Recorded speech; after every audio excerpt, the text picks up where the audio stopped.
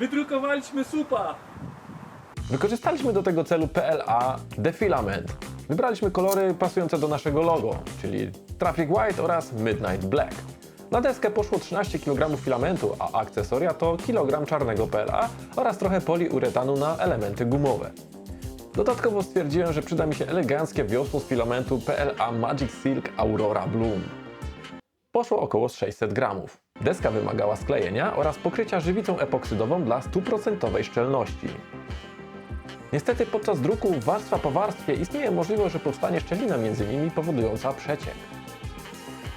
Do klejenia dużych elementów wykorzystałem chlorek metylenu oraz żywicę epoksydową do uszczelnienia, pokrywając deskę cienką warstwą. Cała deska została stworzona w blenderze, a finka jest demontowalna. Dorzuciłem bagażnik na akcesoria oraz uchwyt do transportu. Wypełnienie to zaledwie 2% kratka, a szerokość obrysów to tylko 0,8 mm. Przy rozmiarze 240 cm długości, 80 cm szerokości oraz 10 cm grubości udało nam się uzyskać wyporność ponad 100 kg na desce o wadze zaledwie 15 kg. Pogody mamy piękną, więc zapraszam do wody. No i teraz chwila prawdy. Zobaczymy, czy zatonie, czy nie.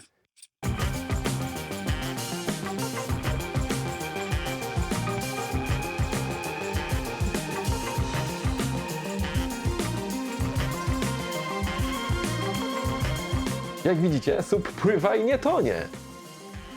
Pomimo tego, że PLA jest znane ze słabej trwałości i wytrzymałości, to ta konstrukcja, którą wspomaga żywica, jest wystarczająco mocna, aby przepłynąć całe jezioro.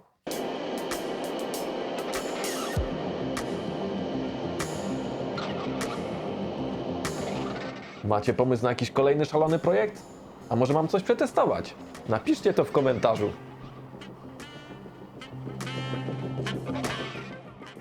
Linki do filamentów z aktualnymi cenami znajdziecie w opisie.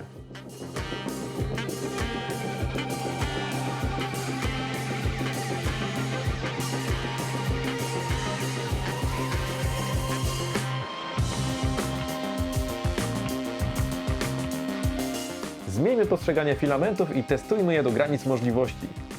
Zasubskrybuj kanał i nie przegap żadnego kolejnego filmu. Zostaw ocenę, no i mam nadzieję, że zobaczymy się już niedługo w kolejnym. Ja już dziękuję za uwagę, trzymajcie się i hej!